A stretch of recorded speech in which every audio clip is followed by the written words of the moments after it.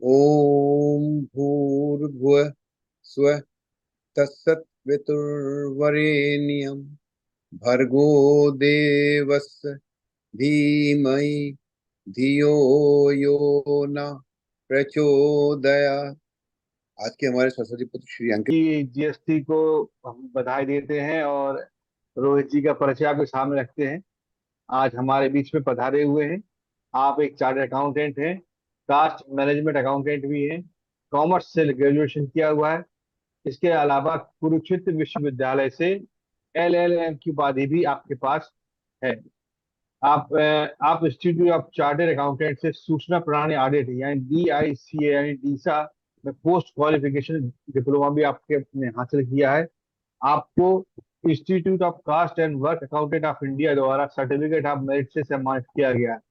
आप भारत के सबसे बड़े tax bar self tax bar association Delhi के उपाध्यक्ष भी रहे हैं। वर्तमान में आप कार्यकारी समिति के सदस्य के रूप में कार्यरत हैं।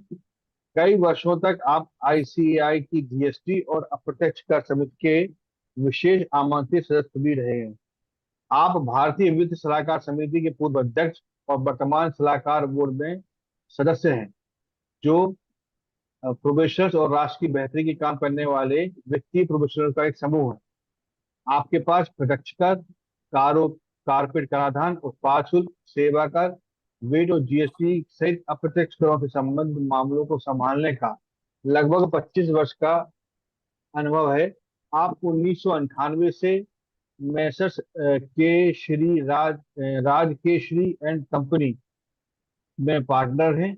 आपने अप्रत्यक्ष कर GST कार्यान्वयन, परामर्श, कानूनी सलाह, GST की जांच, GST प्रणाली विकास, तलाशी और जब्ती, जांच, कारण बताओ नोटिस, अपील, अग्रिम निर्णय और अन्य संबंधित सेवाओं से संबंधित पेशेवर सलाह देने के लिए के जैसे महान बड़े विशिष्ट क्षेत्रों में आपने काम किया है।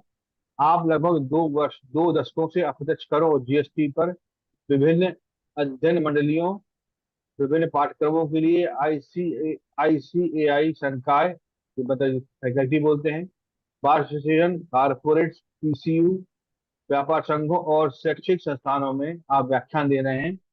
एक दस एक दशक से भी अधिक समय से आप दिल्ली विवाद समाधान सोसाइटी DDRS दिल्ली सरकार के तहत आप एक मीडिएटर का काम भी करते हैं।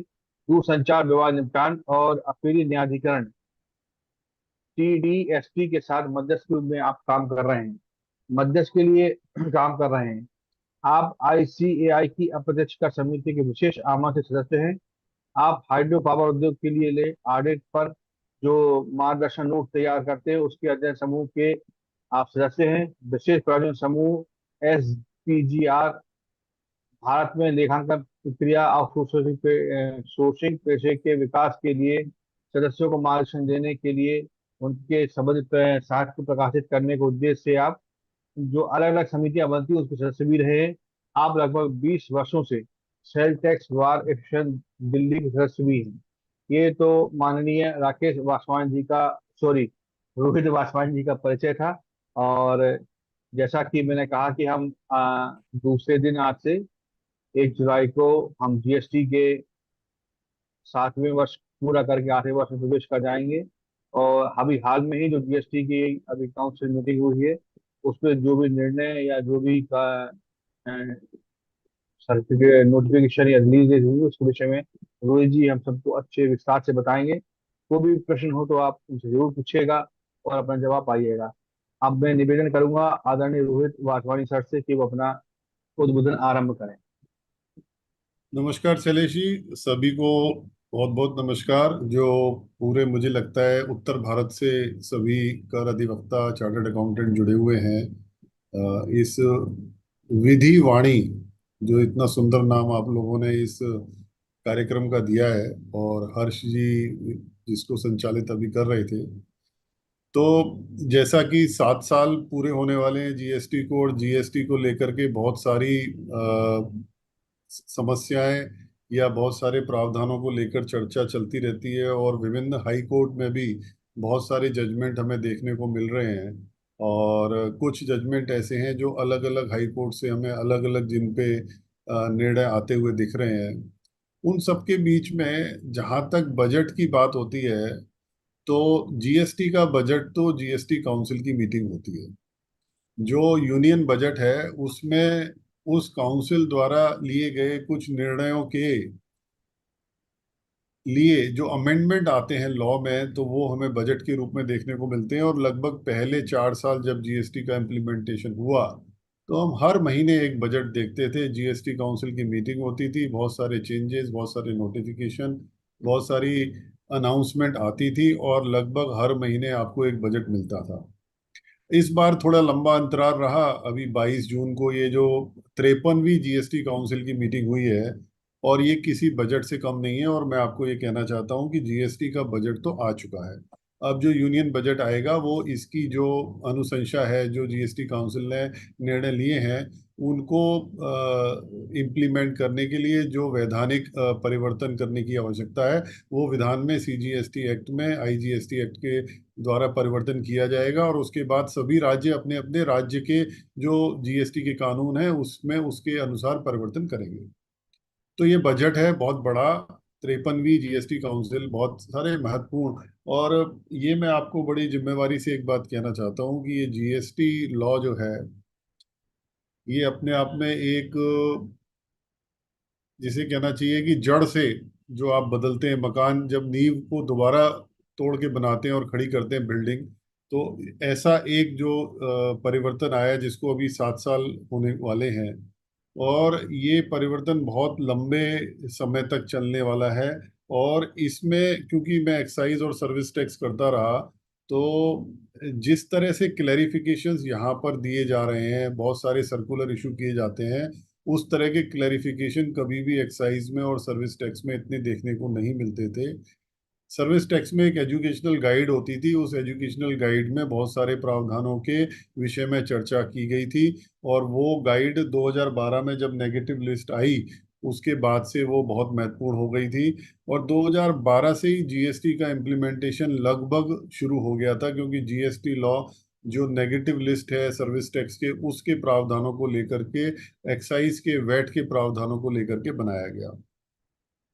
तो अब जो ये महत्वपूर्ण परिवर्तन आए हैं, बहुत सारे परिवर्तन हैं, मुझे नहीं पता हम कितने परिवर्तनों की चर्चा कर पाएंगे, और कितना हमारे पास होगा समय। लेकिन मैं आपके सामने जो बहुत सारे महत्वपूर्ण कुछ डिसीजन है, एक तो ये बात हम पहले यहाँ पर स्पष्ट रूप से जान लें कि ये जो प्रेस रिलीज होती है जीएसटी काउंसिल मीटिंग के बाद, ये कानून नहीं होता, इसकी बाध्यता नहीं होती। ये केवल जानकारी के लिए दिया गया एक पत्रक है सरकार द्वारा कि ये परिवर्तन वो इस क्षेत्र में करने वाले हैं। दूसरा, इसमें कानून के परिवर्तन के अलावा, जो कि बजट के माध्यम से, क्योंकि बजट एक फाइनेंस बिल, एक मनी बिल होता है, और उसमें आसान होता है बिल को पास करना, तो सीजीएसटी, क्योंकि पहला सीजीएसटी अमेंडमेंट एक्ट 2018 में आया था, तो वो अलग से आया था। लेकिन बजट के साथ परिवर्तन सीजीएसटी एक्ट और आईजीएसटी एक्ट में करना आसान होता है।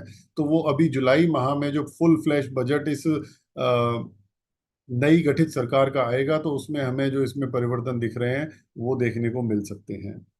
तो ये जो इसमें बहुत सारे क्लैरिफिकेशन इशू करने की जो बात कही गई है, उसमें 26 जून को, अभी 2 दिन पहले, 16 सर्कुलर इशू किए गए हैं, 207 नंबर से लेकर 222 नंबर तक। और उन सर्कुलर में डिटेल, विस्तृत रूप से चर्चा की गई है जीएसटी कानून के प्रावधानों की, कि ये कानून की जो समस्याएं थी उनको किस तरीके से दूर किया जा रहा है, और क्या उसमें समस्याएं थी। ये सर्कुलर हम पहले भी बहुत देख चुके हैं, और यदि आप एवरेज लगाएंगे तो लगभग हर महीने 3 सर्कुलर का एवरेज आएगा। 222 सर्कुलर ये हैं। लेकिन इसके अलावा बहुत सारे सर्कुलर, इंस्ट्रक्शंस, एसओपीज डिपार्टमेंट समय समय पर देता रहा है, स्टैंडर्ड ऑपरेटिंग प्रोसीजर्स। तो यदि हम 16 इस सर्कुलर्स की चर्चा करें, जिसमें कि कुछ महत्वपूर्ण बिंदु हैं, और एक एक और विषय है कि जिस तरीके से विस्तृत रूप में यहाँ पर विषय रखा जाता है, उसकी परसुएसिव वैल्यू होती है, उसको लॉ को समझने और लॉ को इम्प्लीमेंट करने, और जो स्टेक होल्डर्स हैं, जितने भी लॉ का जिनसे संबंध है, यहाँ तक कि जुडिशरी कोर्ट में भी इनकी परसुएसिव वैल्यू होती है।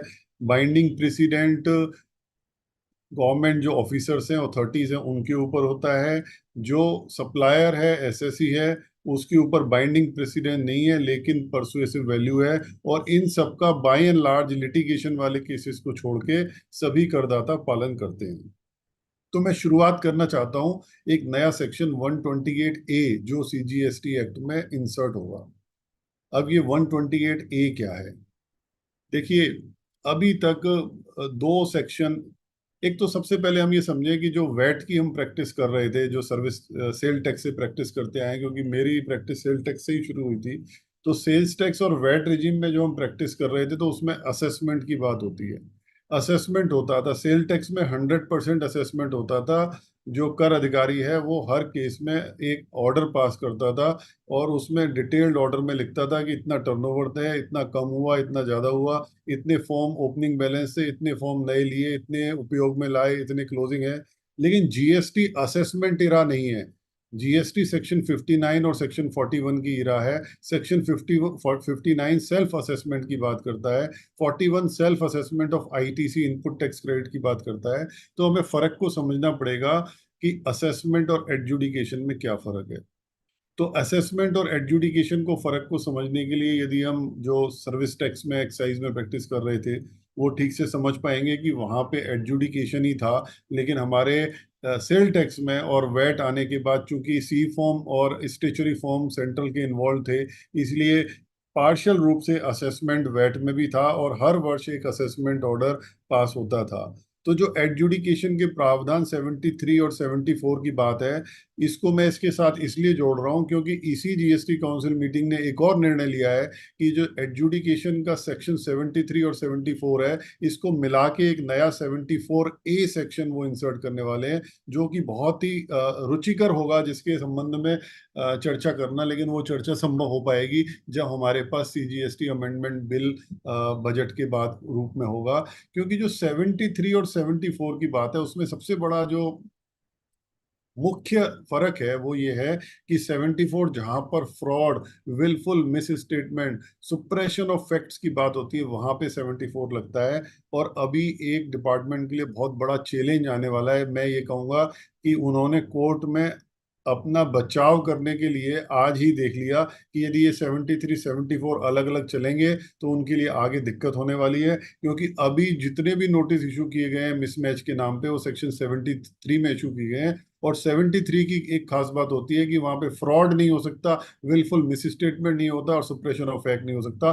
तो 73 में दिए गए नोटिसेज जो कैंसिल डीलर वाले हैं, जो मिसमैच वाले हैं, वो 73 में लंबे समय में सस्टेन कर नहीं सकते, क्योंकि यहाँ पे कोलिजन नहीं प्रूव हो सकता। उसके लिए उनको सेक्शन 74 में जाना पड़ेगा। और 73 में सिंपली मिसमैच करके आईटीसी को वो डिसअलाउ नहीं कर सकते, क्योंकि कोई भी प्रावधान सेक्शन 16 में ऐसा नहीं था जो ये कहता हो कि जीएसटीआर 2A में आईटीसी आना जरूरी है, या जो आईटीसी आ गया जीएसटीआर 2A में उसको आपको कैंसिल हो गया डीलर तो हम डिसअलाउ कर देंगे। ऐसा कोई प्रावधान सेक्शन 16 में अभी तक के जीएसटी कानून में नहीं है। तो ये लंबी बात होगी, इसको थोड़ा सा पार्क कर लेते हैं, बाद में यदि कोई आपकी क्वेरी होगी तो 74A की चर्चा बाद में करेंगे। तो अभी उन्होंने एक स्कीम, आप इसको स्कीम कह सकते हैं, एमनेस्टी स्कीम कह सकते हैं। एमनेस्टी स्कीम मैं इसलिए कहूंगा कि 4 साल के लिए 3 साल के लिए एमनेस्टी स्कीम 17 18 18 19 19 20, 3 साल के जो भी सेक्शन 73 की डिमांड आई है, यदि उसको टैक्स पेयर पे कर देता है पूरी फुल अमाउंट, तो जो इंटरेस्ट और पेनल्टी है उसका कंप्लीट वेवर उसको मिलेगा। तो ये एमनेस्टी के रूप में ये सेक्शन 128A को आपको ऐसे देखना चाहिए। और ये कंडीशनल वेवर है। लेकिन फ्रेंड्स, इसमें एक बहुत इंपॉर्टेंट बात यह है कि जो भी मिसमैच की उन्होंने डिमांड निकाल के रख दी, छोटा अमाउंट की मैं बात नहीं कर रहा, लेकिन पूरे अमाउंट को पे करना, और वो भी जबकि आपका टैक्स नहीं बनता, आपसे किस लिए कि जो सप्लायर था उसका रजिस्ट्रेशन रेट्रोस्पेक्टिवली कैंसिल हो गया। मैंने आपको भी बताया कि कोलिजन और कहीं ना कहीं जिसे विलफुल मिस स्टेटमेंट और फ्रॉड उसकी कोई संभावना इस सेक्शन में नहीं है। तो फिर किस एविडेंस के बेस पर वो आपका आईटीसी डिसअलाउ कर सकते हैं? ये बहुत बड़ा चैलेंज है। इसीलिए सरकार ने आपको एक व्यापारियों को एक मौका मैं दोनों तरह से कह सकता हूँ, कुछ लोगों के लिए अच्छा भी होगा और एक लॉलीपॉप देने का भी एक तरीका है कि भाई आप टैक्स दे दीजिए और इंटरेस्ट और पेनल्टी जो है हम आपसे नहीं लेंगे, लेकिन वो जो अमाउंट है, वो अमाउंट जो नोटिस में मेंशन है वो बहुत एग्जरेटेड अमाउंट है, और उसमें करोड़ों लाखों रुपए का अमाउंट हो सकता है, जो कि व्यापारी को वो प्रोवोक वो ये करना चाहते हैं कि उसको पे करके वो लिटिगेशन से बच जाए। तो इसको हमें देखना चाहिए, समझना चाहिए। जहां कहीं भी आईटीसी से लेकर के लिटिगेशन है, उसमें पूरा अमाउंट पे करके बहुत सारे व्यापारियों के केस में कोई फायदा मिलने वाला नहीं है, मुझे ऐसा लगता है। लेकिन चलिए, 31 मार्च 2025 तक की विंडो दी है कि आप उसका पेमेंट कर दें, और जो इरोनस रिफंड की डिमांड है वो इसमें कवर नहीं होगी। कुछ डिस्टरबेंस है, कृपया देखिए। सभी अपना माइक म्यूट करेंगे तो सबके समझने में भी आएगा, और कोई क्वेरी होगी तो हम उसको डिस्कस कर पाएंगे। दूसरा, मैं एक प्रावधान जो आपके सामने रखना चाहता हूँ, वो एक सुंदर, जिसे कहना चाहिए वेलकम अमेंडमेंट, सेक्शन 107 और सेक्शन 112। जो फर्स्ट अपीलेट अथॉरिटी है, उसमें जब आप अपील फाइल करते हैं तो आपको जो डिस्प्यूटेड टैक्स की डिमांड है उसका 10% मैंडेटरी डिपॉजिट के रूप में जमा करना पड़ता है। फाइल करने से पहले ही जमा करना पड़ता है, फॉर्म ही तभी फाइल होगा जब आप उसको जमा कर देंगे। उसमें कई दिक्कतें आती हैं, टेक्निकली कई दिक्कत इसलिए आती हैं कि बहुत सारे केसेस में DRC 3 से पेमेंट किया हुआ होता है, लेकिन जब आप वो जमा करते हैं तो वो DRC 3 का पेमेंट नहीं पकड़ता वहां पे, वो आपसे अलग से 10% पे कराने की बात करता है। उसके लिए भी इन्होंने इस GST काउंसिल में एक अलग से क्लॉज रखा है कि वो सुविधा दी जाएगी कि वहां से आप मैपिंग कर लें, जो DRC 3 के थ्रू आपने उस साल की डिमांड के अगेंस्ट ऑलरेडी पेमेंट किया हुआ है, भले ही वो एडमिटेड टैक्स के रूप में किया हुआ है या 10% प्री डिपॉजिट के केस में किया हुआ है, उसको मैपिंग करने की सुविधा दी जाएगी। लेकिन बहुत अच्छा अमेंडमेंट जो ये है कि जब ट्रिब्यूनल में आप अपील फाइल करते हैं तो उसका मिनिमम जो अमाउंट है वो 20% से घटाकर 10% कर दिया जाएगा। तो कुल मिला के 10% फर्स्ट अपीलेट अथॉरिटी और 10% जो है GST ट्रिब्यूनल तक आप जाके 20% में पूरी फाइट कर सकते हैं। और GST ट्रिब्यूनल से हमें उम्मीदें हैं, क्योंकि GST ट्रिब्यूनल जो भी कंस्टिट्यूट होगा, फर्स्ट अपीलेट अथॉरिटी से आप बहुत ज़्यादा उम्मीद नहीं कर सकते। आप उत्तर प्रदेश के, मध्य प्रदेश के कर अधिवक्ता सब लोग बैठे हैं, समझते हैं मैं जो बात कह रहा हूँ आपसे कि, और जो मैक्सिमम अमाउंट भी है वो जो 25 करोड़ रुपए था, उसको 20 करोड़ दोनों में ही 107 में भी और 112 में भी करने का प्रावधान है। तो ये एक जिसे कहना चाहिए अच्छी खबर है। और एक डिस्प्यूट राज्य सरकारों का बहुत लंबे समय से चल रहा है, और वो है एक्स्ट्रा न्यूट्रल एल्कोहल, ENA, जो कि जो एल्कोहल फॉर ह्यूमन कंजम्पशन, जो एल्कोहल बनाने में यूज होता है, उसको टैक्सेबिलिटी को लेकर के राज्य और केंद्र सरकारों में, और ये कॉल बुक में रखा हुआ है, सुप्रीम कोर्ट तक मसला चला ENA का। तो उस पे अब डिपार्टमेंट ने, GST काउंसिल ने कहना चाहिए कि कैटेगरिकली कॉल ली है कि स्पेसिफिकली अमेंडमेंट आएगा, और उन्होंने रिकमेंड किया है कि इसको एक्सक्लूड कर देंगे, चार्जिंग सेक्शन में ही अमेंडमेंट कर देंगे, सेक्शन 9 में। फ्रेंड्स, आपको पता है कि चार्जिंग सेक्शन 9 बहुत इंपॉर्टेंट सेक्शन है, क्योंकि जहाँ पे जो सप्लाई की डेफिनेशन में कवर हो गया, और जो सेक्शन 11 में एग्जम्प्ट नहीं हुआ, सेक्शन 9 में उसकी चार्जेबिलिटी आती है। और चार्जेबिलिटी के लिए सबसेक्शन 2 में ऑलरेडी जो पेट्रोलियम प्रोडक्ट हैं वो एक्सक्लूडेड हैं, लेकिन जो alcoholic liquor for human consumption है वो आउट ऑफ द सप्लाई उन्होंने रखा हुआ है। तो सेक्शन 9 में ENA को भी वो इंक्लूड करके उसको GST लेवी से बाहर कर देंगे। यानी कि वो जो राज्य सरकारों का एक डिमांड है कि इसमें पावर नहीं है, ये कॉन्करेंट जुरिडिक्शन में नहीं है, ये स्टेट का स्पेसिफिक प्रोरोगेटिव है, एक्सक्लूसिव प्रोरोगेटिव है इस पे लगाना, क्योंकि जो alcoholic liquor for human consumption है उस पे स्टेट एक्साइज ड्यूटी लगती है, उस पे GST नहीं लगता है। वो आपको सबको जानकारी में है। पेट्रोलियम पे अभी कोई निर्णय नहीं लिया गया इस GST काउंसिल में, ऐसा कोई जिसे कहना चाहिए संकेत भी नहीं है कि पेट्रोलियम प्रोडक्ट्स को वो GST लाने की प्रक्रिया में जा रहे हैं। एक और अमेंडमेंट, जो ई कॉमर्स ऑपरेटर होते हैं, अमेजोन, फ्लिपकार्ट, ईबे और ये जो Myntra.com, ये जो है ये सप्लायर और कस्टमर के बीच में मीडिएटर का काम करते हैं।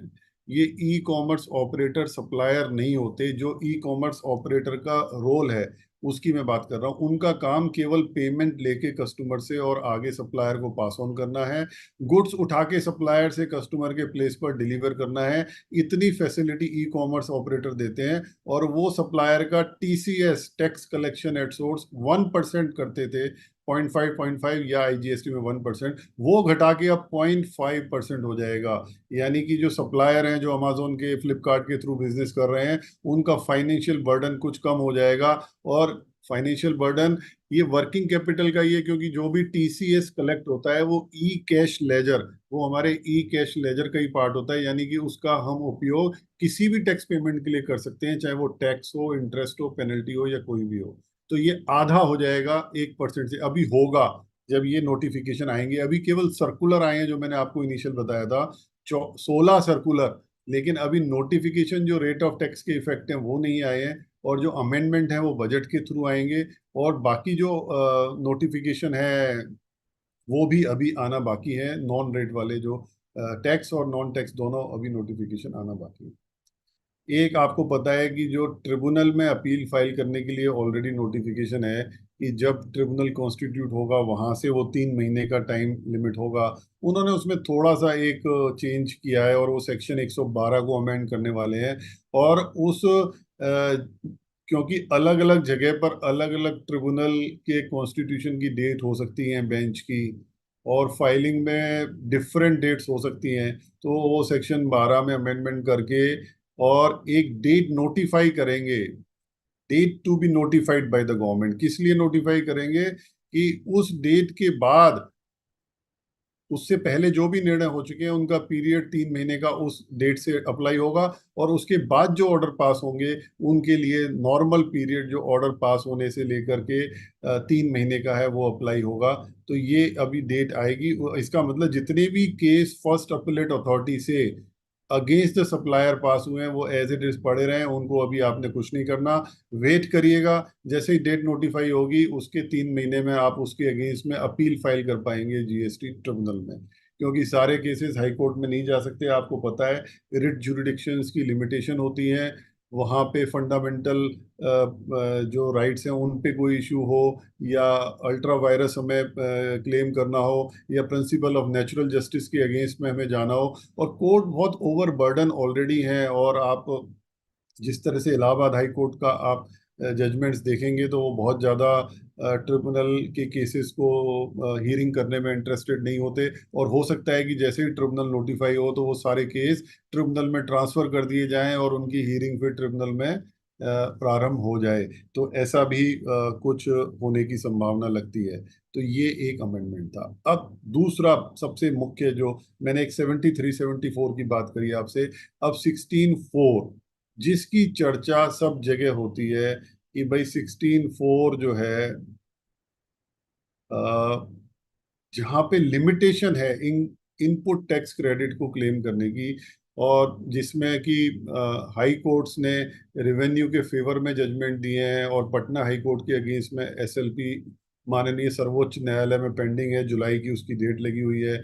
और कॉन्स्टिट्यूशनल वैलिडिटी भी उसमें चैलेंज है 16(4) की।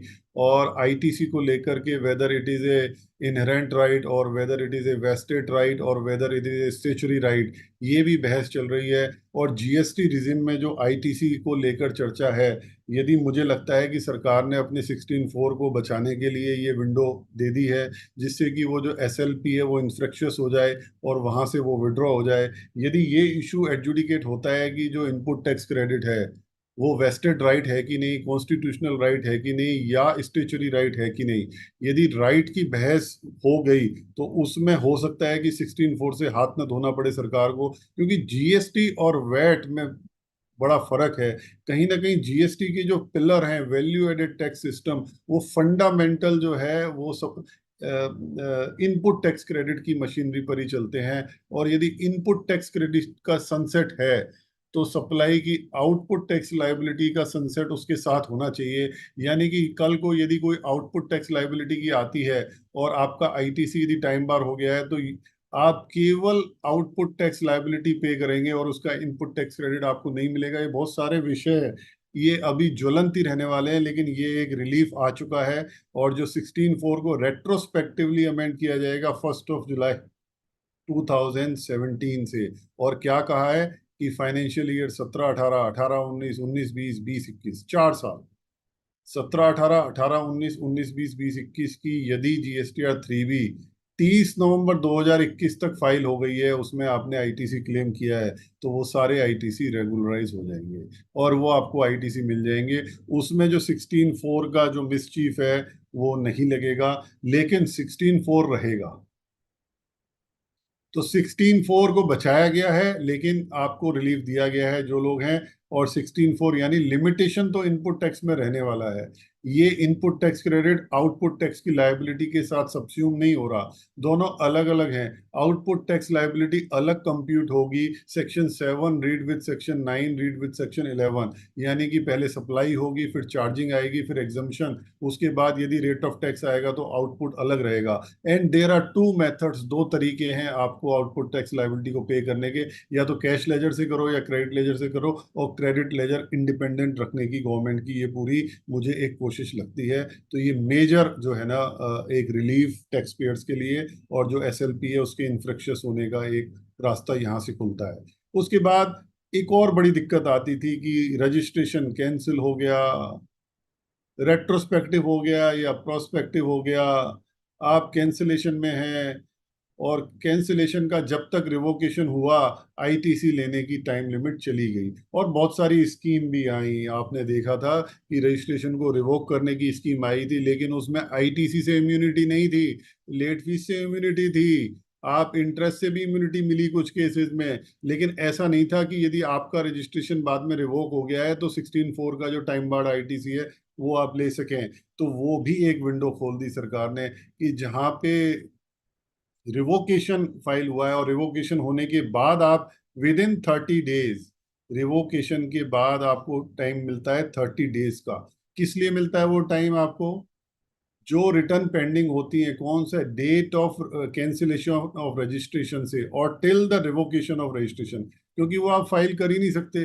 रेट्रोस्पेक्टिव केस में ज्यादा इम्पैक्ट होता है कि जो डेट ऑफ कैंसिलेशन है और डेट ऑफ रिवोकेशन तभी फाइल होंगी जब रिवोक हो जाएगा रजिस्ट्रेशन। तो रिवोक आप इनपुट टैक्स क्रेडिट पाएंगे, भले ही वो 16(4) में हो।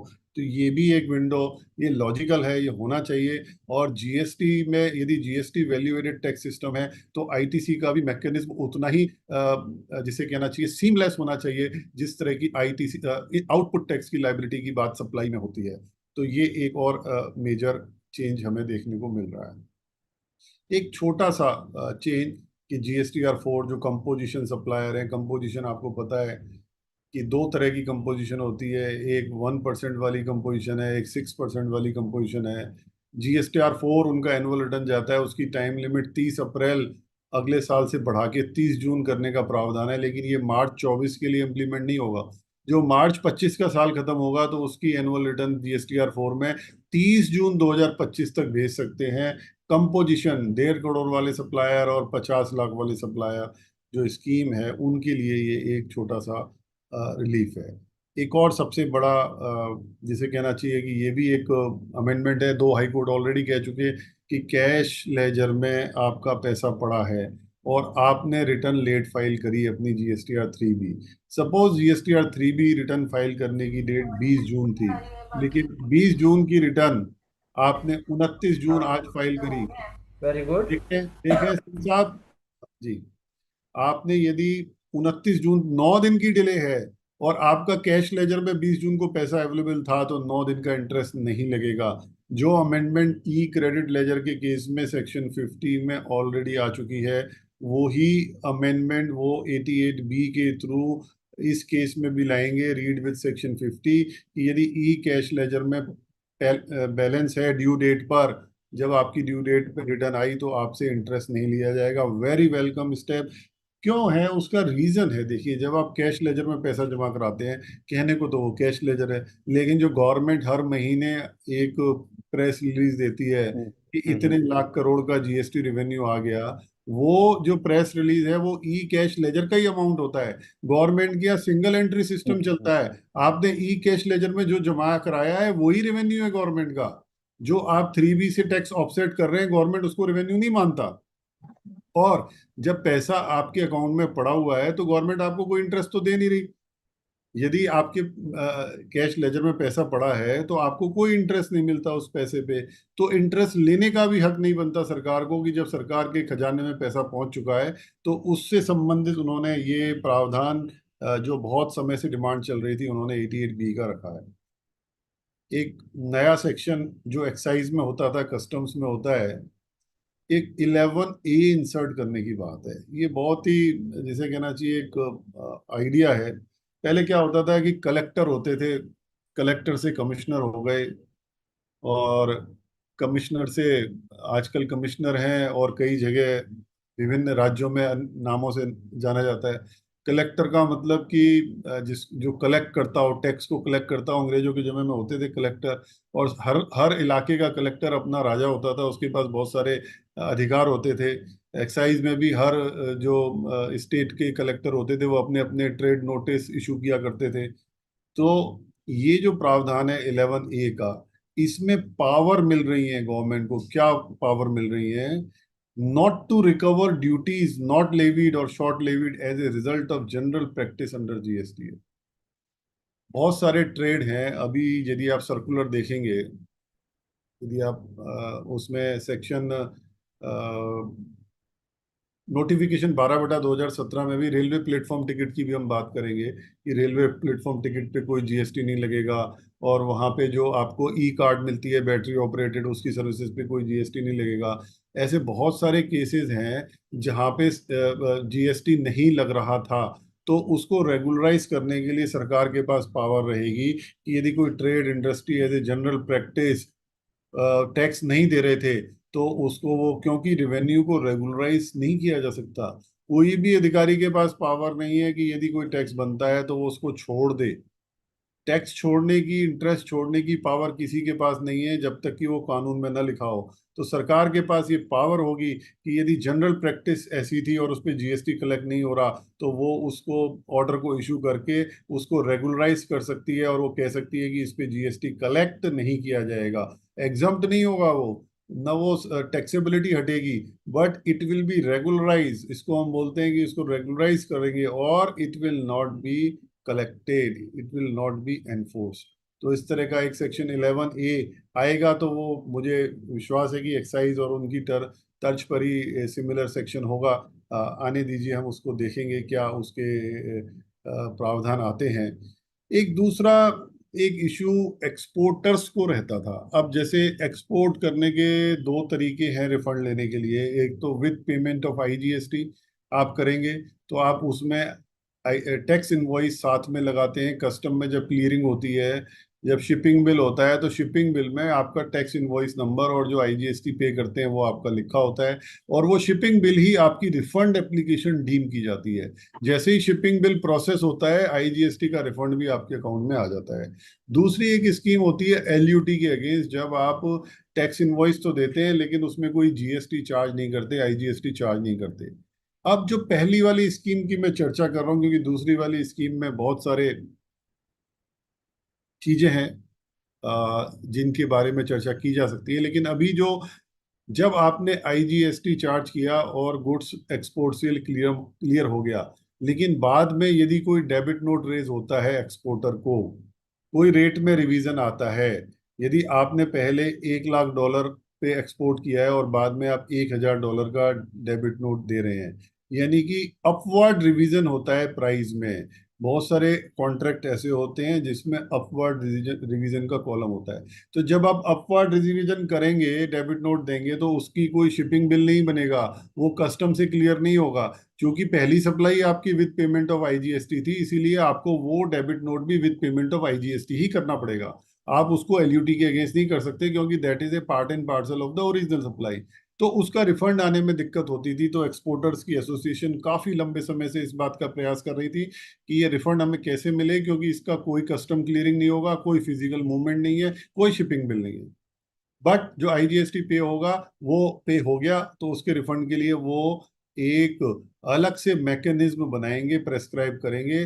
वो प्रेस्क्राइब होगा और वो प्रॉपर ऑफिसर के पास ही जाएगा रिफंड के लिए, क्योंकि कस्टम से तो वो रिफंड आ नहीं सकता। लेट्स सी कि वो मैकेनिज्म क्या आता है, अभी वो उसके आने का इंतजार है। एक कॉरपोरेट गारंटी की यदि हम बात करें तो पीछे साल में 2023 में 1 अक्टूबर और 26 अक्टूबर 2023 ये अमेंडमेंट आ चुके थे, रूल्स इंसर्ट हुए थे। और उसमें 28(2) जो है कॉरपोरेट गारंटी का, उसमें सब रूल 2 जो है वो इंसर्ट हुआ था, जिसमें 1% जो है वैल्यू मानी गई थी। 1% ऑफ द गारंटी ऑफर्ड, तो जितने की गारंटी है उसका 1% वैल्यू मानी जाएगी कॉरपोरेट गारंटी, और उस 1% पे 18% जीएसटी लगेगा। ये उसका एक प्रावधान उन्होंने डाला। और उस समय पे जब ये 2023 में अक्टूबर से प्रावधान आए, तो उस समय पे और जो गेमिंग है या जो बैटिंग है, गैम्बलिंग है, उससे रिलेटेड भी कानून, सारे प्रावधान, बड़ा मेजर अमेंडमेंट 2023 में। मैं इसीलिए कह रहा था कि हमारा बजट तो जीएसटी काउंसिल से होता है, और पहले हर महीने ही बजट आता था 4 साल तक। अब थोड़े लंबे समय के बाद फिर एक बजट बड़ा हमें देखने को मिल रहा है। तो उसमें उन्होंने ये कहा है कि जो रिलेटेड पर्सन है उनको छूट देते हुए, जहां पे फुल आईटीसी क्लेम कर सकते हैं, तो वो कॉरपोरेट गारंटी पे यदि बिलिंग नहीं भी करेंगे तो उनकी कोई दिक्कत नहीं है। ये जो 1% अमाउंट है, ये जो रिलेटेड पार्टीज हैं या जो जहाँ पे फुल इनपुट टैक्स क्रेडिट है, इस तरह के कई केसेस, अभी उन्होंने इंपोर्ट ऑफ सर्विसेज पे भी एक सर्कुलर दिया है, वहां पे भी कैलकुलेशन किया कि जहाँ एक प्रोविजो है कि जब रिलेटेड पार्टी के केस में फुल आईटीसी अलाउ होता है, तो यदि बिलिंग नहीं भी होती तो उसकी वैल्यू निल मान ली जाती है। यानी निल मानेंगे तो आपको आईटीसी भी कोई नहीं मिलेगा और आप बिल भी नहीं करेंगे, तो इसलिए वो डिफॉल्ट नहीं होगा। तो वो छूट इन्होंने कॉरपोरेट गारंटी के लिए, कि होल्डिंग सब्सिडरी की गारंटी दे रही है, सब्सिडरी होल्डिंग की दे रही है, अपने रिलेटेड कंपनीज की गारंटी दे रहे हैं, तो आप यदि उस पर कोई चार्ज नहीं भी करोगे तो कोई दिक्कत नहीं है। लेकिन यदि एक कॉरपोरेट जो रिलेटेड नहीं है और दूसरे को देगा, तो 1% ऑफ द गारंटी ये प्रावधान रहेगा। तो ये क्लैरिफिकेशन की बात है। एक और जैसे कहना चाहिए प्रैक्टिकली महत्वपूर्ण है कि GSTR 1 फाइल करते हैं 11 तारीख तक, और GSTR 3 भी जाता है 20 तारीख को। मंथली की बात कर रहे हैं हम जनरली, एक्सेप्शन क्वार्टरली भी हो सकता है 3 करिए। उस केस में IFF होगा 2 महीने, तीसरे महीने GSTR 1 होगा। लेकिन ये 9 दिन, यानी कि जब 11 तारीख को आपने R1 फाइल किया और 3 भी आप 20 तारीख को फाइल कर रहे हैं, तो 9 दिन में बहुत कुछ घटित हो जाता है। तो इन 9 दिनों की चिंता सरकार को है। क्यों, क्या होता है कि 3B मैच नहीं करता 1 से, और हमेशा नोटिस आते हैं कि भाई आपके 1 में इतनी लायबिलिटी है, 3B में आप इतनी पे कर रहे हो। तो सप्लायर को ये कहा है, देखिए इसकी इंटेंशन समझिए, इसकी भावना ये है। मैं रिसिपिएंट के एंगल से अलग से बात करूंगा, मैं केवल अभी सप्लायर के एंगल से बात कर रहा हूँ। तो इसकी भावना ये है कि जब आप GSTR 3 भी फाइल करो, तो आपका टैक्स GSTR 1 से मैच करना चाहिए। ये है इसकी भावना। यानी कि जो क्रेडिट नोट डले हैं वो लेस करके, या जो डेबिट नोट डले हैं वो ऐड करके, या जो अमेंडमेंट के टेबल हैं उनका करेक्शन लेने के बाद आपका 3B में जो ऑटो पॉपुलेट आ रहा है, वो आपका एडिट नहीं होना चाहिए। आप एडिट कर रहे हो, इसका मतलब कि इन 9 दिनों में कुछ हुआ है, या तो गलती हुई है आपसे या कोई और। तो उन्होंने कहा है भाई एक 1A और दे देंगे हम, तो आप 1A फाइल कर दो पहले। तो आपका जो 1 है वो प्लस माइनस 1A होके 3B में नेट अमाउंट ऑटो पॉपुलेट होगा। तो इसका मैसेज ये है कि जो ऑटो पॉपुलेट अमाउंट आए 3B में, उसको एडिट मत कीजिए, वो ठीक आना चाहिए। उसको ठीक करने के लिए 9 दिन के अंदर 1A का भी आपको एक प्रावधान दिया जाएगा। अब इसका रिसिपिएंट के ऊपर क्या इम्पैक्ट होगा, देखिए ये तो आएगा पता पड़ेगा। लेकिन क्योंकि उसका GSTR 2 भी आपके 1 से 14 तारीख को जनरेट हो चुका है, तो 14 के बाद वो बदला नहीं जाएगा। तो उसके जो GSTR 2 भी पे इम्पैक्ट है वो तो अगले महीने ही आएगा। लेकिन आपका 3B कम से कम ठीक हो जाए, जब आप अपनी रिटर्न फाइल करो तो वो GSTR 1 से ठीक हो जाए, ये चिंता मुझे लगता है ये सरकार ने की है, और इसको इस रूप में हमें देखना चाहिए। और 2 करोड़ तक की छूट मिलेगी, इस बार भी मिलेगी एनुअल रिटर्न के लिए। GSTR 9, 9A की बात तो वो करते हैं, लेकिन 9A नहीं है एनुअल रिटर्न कंपोजिशन की, जो है GSTR 4 वही है, GSTR 9A नहीं है। तो 2 करोड़ तक की एग्रीगेट टर्नओवर और एग्रीगेट टर्नओवर आपको पता है पेन बेस है, इंक्लूडिंग एग्जाम सप्लाई है, सारे जीएसटीएन वर्टिकल का टोटल है, यदि 2 करोड़ तक है तो इस बार भी फाइनेंशियल ईयर 23-24 में वो एग्जम्प्ट हो जाएगा GSTR 9 को फाइल करना। उसके बाद एक 122(1)(b) की ई कॉमर्स ऑपरेटर्स के लिए पेनल्टी का प्रावधान 2023 बजट में आया था, और जिसको जो है 1 अक्टूबर 2023 से नोटिफाई भी किया जा चुका है।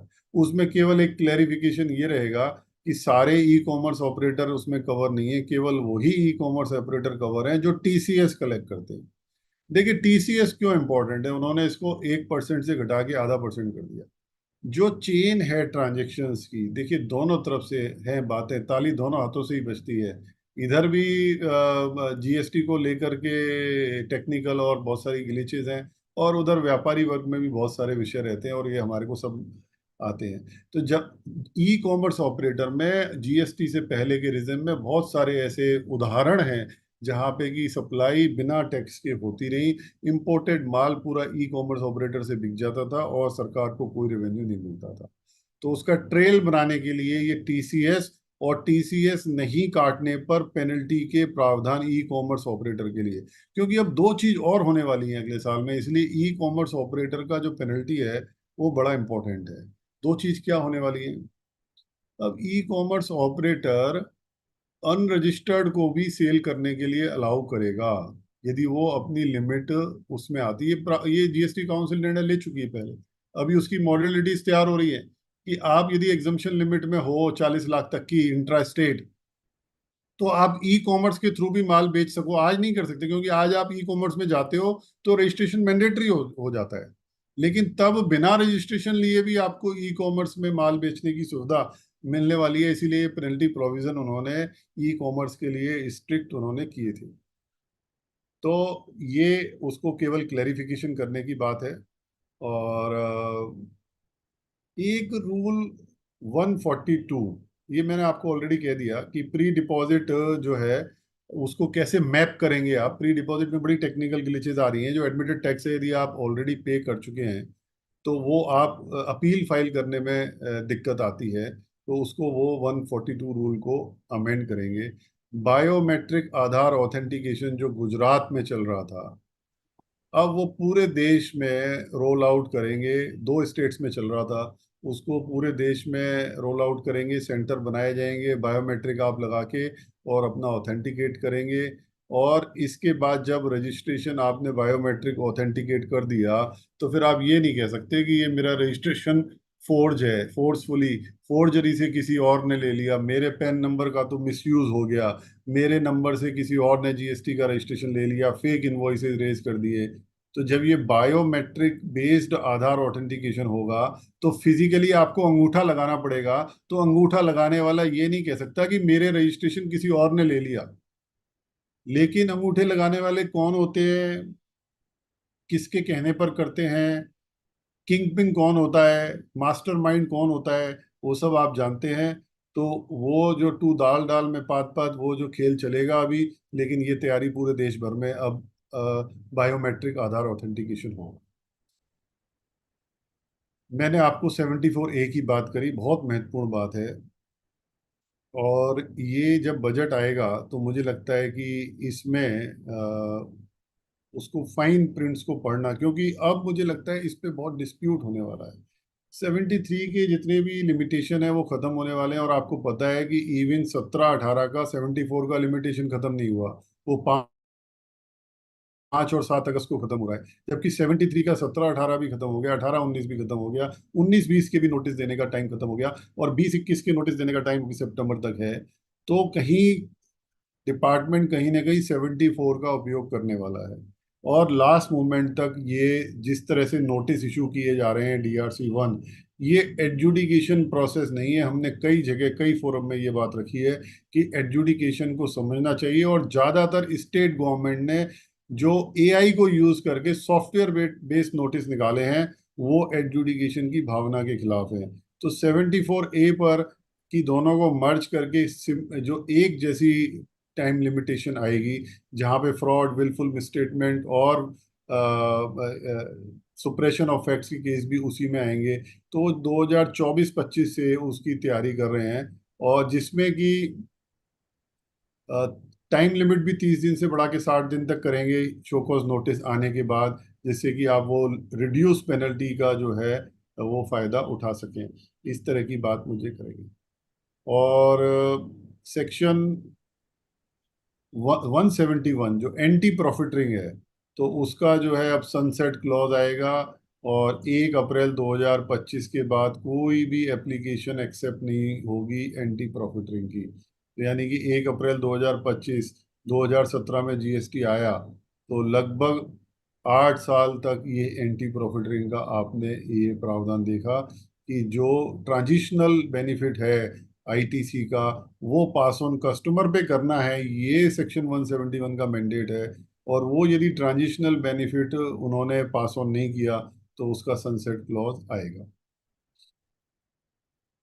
एक सेक्शन 16 रीड विद सेक्शन 54 में भी अमेंडमेंट की तैयारी है कि जहां पर एक्सपोर्ट ड्यूटी पेबल है वहां पर आपको रिफंड नहीं मिलेगा एक्सपोर्ट के अगेंस्ट, और वो बाकायदा अमेंडमेंट करके लॉ में उसको रेस्ट्रिक्ट करेंगे सेक्शन 54 में।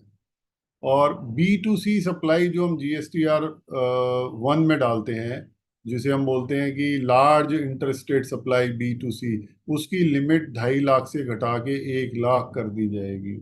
देखिए, ये लिमिट घटाना कोई मुझे नहीं लगता बहुत समझदारी की बात होगी, पर इंटरस्टेट सप्लाई में वो कहीं ना कहीं मैप करना चाहते हैं कि हमें इनवॉइस लेवल डिटेल दीजिए। आप B2C इनवॉइस लेवल नहीं जाता, B2G कंप्लीट टोटल जाता है।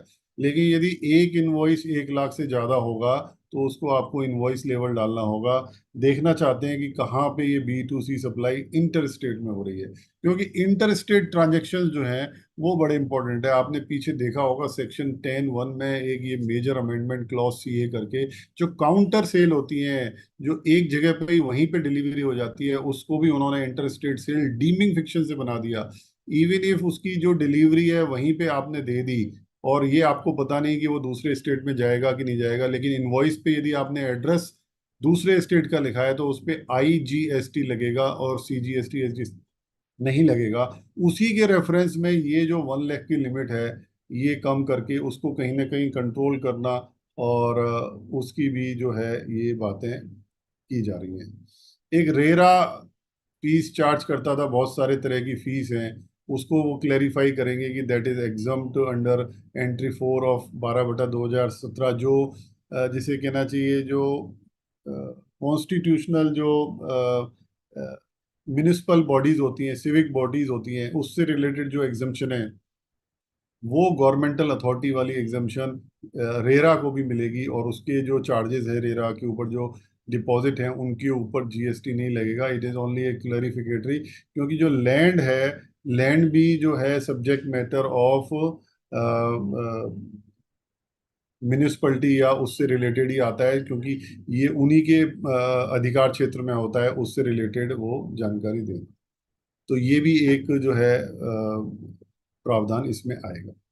अब देखिए, छोटे छोटे कुछ और मैं आपको इम्पोर्टेंट पॉइंट बताता हूँ। रेलवे का एग्जम्पशन जो है, क्लॉक रूम सर्विसेज का, रिटायरिंग रूम का, प्लेटफॉर्म टिकट का, उसके लिए अनाउंसमेंट आना बाकी है।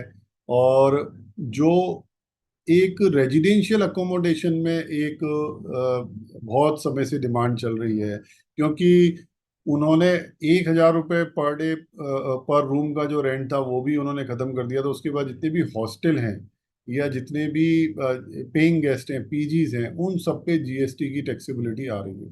केवल 20 लाख रुपए का जो एक लिमिट है, जिसे हम बोलते हैं थ्रेशोल्ड, वो ही केवल वो ले सकते हैं। उसके अलावा उनको, क्योंकि that is not a letting out of renting of residential dwelling used as residence, तो उस पे बहुत सारे डिस्प्यूट भी चल रहे हैं कि क्या जो residential dwelling used as residence है उसमें ये पीजी और गेस्ट हाउस और ये कवर होंगे कि नहीं होंगे, हॉस्टल। तो उन्होंने 20,000 रुपये पर मंथ पर पर्सन तक यदि कोई चार्ज कर रहा है रेजिडेंशियल अकोमोडेशन के लिए, और कम से कम 90 दिन के लिए यदि वो लेट आउट हो रहा है, तो उसको जीएसटी के दायरे से बाहर किया है। और वो एग्जम्पशन इसकी लेके आएंगे कि 20,000 रुपये महीने तक, चाहे वो हॉस्टल का हो, पेइंग गेस्ट का हो, तो भी उसको हम एग्जम्पशन देंगे। जो रेजिडेंशियल ड्वेलिंग की एग्जम्पशन है वो एज इट इज रहेगी, अलग से नई एंट्री इसमें इंसर्ट होगी 12/2017। ये जो है वो होंगे। तो ये मैंने आपको बहुत सूक्ष्म रूप में, संक्षिप्त में कोशिश की कि जो बजट हमारा जीएसटी का अभी जीएसटी काउंसिल मीटिंग में 53rd मीटिंग में आया है वो आपके सामने रखूं। लेकिन जो 16 सर्कुलर हैं वो बड़े इंपॉर्टेंट हैं। हर चीज मुझे बताएंगे कितना समय और मैं अभी ले सकता हूँ? सर जितना आप चाहें जी, मुझे कल अरे छुट्टी है जी। कल तो नहीं, स्कूल की देखिए, छुट्टी है। हम तो चाहे सर बाकी सुनने वालों का भी सर कल क्लास की छुट्टी है, जितना बैठ के पढ़ाना है पढ़ा, हम तो पढ़ाने के लिए बैठे हैं जी। मैं देख रहा हूँ अभी तक जुड़े हुए हैं नंबर। जैसे जब नंबर मुझे घटते हुए लगेंगे मैं अपने आप अपनी वाणी पे नहीं विराम नहीं नहीं सर, नहीं, कोई इधर से बात आते आते रहते हैं। नहीं। तो देखिए, जीएसटी को लेकर के बहुत सारी चर्चाएं होनी चाहिए, स्टडी ग्रुप में होनी चाहिए। लेकिन एक बात मैं जरूर कहता हूँ, मैं खुद यूपी से ही हूँ। मेरी सारी कानून की पढ़ाई एलएलबी, मैं सीए से पहले एलएलबी किया मैंने। 98 में, 97 में मैंने एलएलबी अपना क्वालिफाई किया, 98 में सीए किया। लेकिन मैं एक बात बड़ी कहता हूँ कि हमें पॉजिटिव माइंडसेट रखने की बहुत जरूरत है। जहाँ तक क्रिटिसाइज करना, वो बड़ा आसान होता है। देखिए, हम किसी भी लॉ को, किसी को भी क्रिटिसाइज करते रहें, और जीएसटी जो तो हमारी रोजी रोटी है, और हमें तो ये सिखाया गया है कि अपनी रोजी रोटी जो होती है हम उसकी पूजा करते हैं भगवत गीता की भी पूजा करते हैं, तो जीएसटी एक्ट भी हमारे लिए पूजनीय है, क्योंकि हमारे लिए वो रोजी रोटी है। तो एक ऐसा सार्थक चर्चा इस पे हमेशा रहनी चाहिए। और कोई भी नया कानून, मैं यदि आप थोड़ा सा पीछे जाने की अनुमति दें, 6th amendment to the constitution को यदि आप देखें, जिसके बाद the central sales tax act 1956 आया, 47 में हम आजाद हुए, 50 में कॉन्स्टिट्यूशन अडॉप्ट किया, 56 में पहला, यानी कि 47 के बाद 56 में पहला सेंट्रल सेल्स टैक्स एक्ट 1956 आया, जिससे कि जो नेक्सस थ्योरी थी और ये साइटस ऑफ टैक्सेशन जो था मूवमेंट ऑफ गुड्स का, कि कहाँ पे वो टैक्स कौन से स्टेट को मिलेगा, 56 में आया। उसके बाद अब 46 अमेंडमेंट को देखें, जब वर्क्स कॉन्ट्रैक्ट, जब संविधान में आर्टिकल 366 में क्लॉज 29A इंसर्ट किया गया, जिसमें 6 एंट्रियां थी, जिसमें वर्क्स कॉन्ट्रैक्ट भी था, राइट टू यूज भी था, रेस्टोरेंट भी थी, वो आज भी 29A क्लॉज एग्जिस्ट करता है। Even after amendment in constitution 101, GST के प्रावधानों को जगह देने के लिए, लेकिन वो अमेंडमेंट आज भी एग्जिस्ट करता है। तो यदि इस कंपैरिजन में आप जीएसटी को देखते हैं, तो ये 7 साल का समय जीएसटी का बहुत ज्यादा नहीं है। ये 7 साल का समय अभी एक उन प्रावधान, और मैं तो ये कहूंगा 1999 में एक दिल्ली में एक्ट आया था, Delhi tax on works contract, बड़ा इंटरेस्टिंग है। 1999 में आया, 46 अमेंडमेंट 86 में पास हो गया था कि स्टेट जो राज्य सरकारें हैं, वो जो कंपोजिट सप्लाई है वर्क्स कॉन्ट्रैक्ट की, जो इंडियन कॉन्ट्रैक्ट एक्ट में कवर होती है, क्योंकि सेल ऑफ गुड्स एक्ट में कवर होती थी, तो इंडियन कॉन्ट्रैक्ट एक्ट को 2 पार्टों में डिवाइड कर सकते हैं। सप्लाई, सेल ऑफ गुड्स को टैक्स कर सकते हैं। और वो 99 में एक नया एक्ट लेके आए दिल्ली गवर्नमेंट।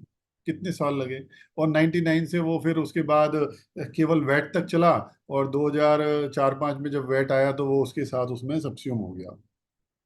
तो इसमें जो चर्चा का ये विषय है कि हम लोग, जैसे जो लोग सेल टैक्स और वैट का काम करते रहे, तो गुड्स के बारे में ज्यादा जानकारी रखते हैं, लेकिन सर्विसेज के बारे में जो है, जो सर्विस टैक्स और उनका काम करते रहे उनको है।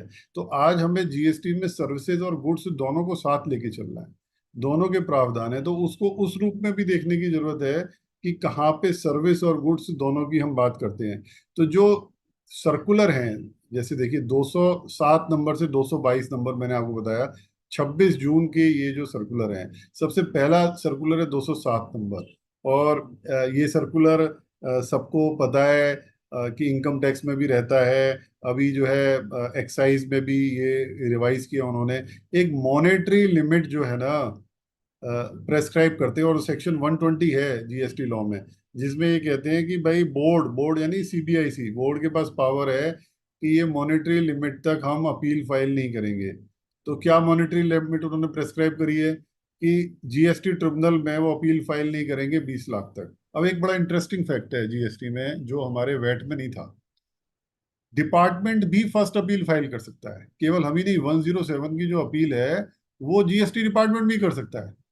अब मान लो कमिश्नर ने रिव्यू किया कोई ऑर्डर, उनको भी टाइम है, उनको ज्यादा टाइम है, और उनको फीस भी नहीं उनको 10% कोई मैंडेटरी भी उनको देना नहीं है। एप्लीकेशन फाइल होती है, वो अपील कंसीडर होती है। तो क्या है कि फर्स्ट अपील डिपार्टमेंट कई केसेस में फाइल कर रहा है अपने ही ऑफिसर के खिलाफ, अपने ही ऑफिसर के पास। मैं आपको उदाहरण दे रहा हूँ, जैसे आप समझो कि व्यापार कर अधिकारी ने कोई आदेश पारित किया, और जो एडिशनल कमिश्नर है वो भी व्यापार आप कर का ही विभाग है, तो उसके पास व्यापार कर अधिकारी के निर्णय के खिलाफ डिपार्टमेंट अपील फाइल कर सकता है। और बहुत सारे केसेस में हो रही है फाइल, उसके ऑर्डर भी आ रहे हैं, उनको लिटिगेट भी हम लोग कर रहे हैं। तो अब इन्होंने एक लिमिट दी है कि भाई 20 लाख रुपए तक ट्रिब्यूनल में नहीं जाएंगे हम, 1 करोड़ रुपए तक हाई कोर्ट में नहीं जाएंगे, 2 करोड़ रुपए तक सुप्रीम कोर्ट में नहीं जाएंगे। ये इन्होंने एक लिमिट प्रेस्क्राइब की है। लिमिट अच्छी है, लेकिन इस लिमिट को समझना चाहिए। उन्होंने बहुत कैटेगोरिकली उसके राइडर्स भी लगाए हैं, और ये भी कहा है कि इस लिमिट को हम कैसे कैलकुलेट करेंगे। जैसे जो प्री डिपॉजिट है उसमें आप लिबर्टी देखिए, आपकी जो टैक्स डिमांड है केवल उसी का 10% जमा होता है।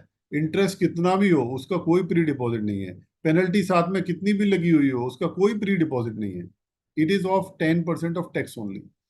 तो अब यदि कोई ऑर्डर है जिसमें टैक्स भी है, इंटरेस्ट भी है, पेनल्टी भी है, तो उन्होंने कहा है भाई जो ये 20 लाख, 1 करोड़, 2 करोड़ कैलकुलेट करेंगे वो केवल टैक्स इन डिस्प्यूट को ही करेंगे। यानी कि इसमें जो पेनल्टी और इंटरेस्ट है वो इंक्लूड नहीं होगा। लेकिन यदि कोई इंटरेस्ट का ही डिस्प्यूट है केवल, तो उसमें इंटरेस्ट ही माना जाएगा 20 लाख के लिए, 1 करोड़ के लिए। पेनल्टी का है तो पेनल्टी को ही कंसीडर करेंगे। केवल लेट फी का डिस्प्यूट है तो लेट फी को ही कंसीडर करेंगे।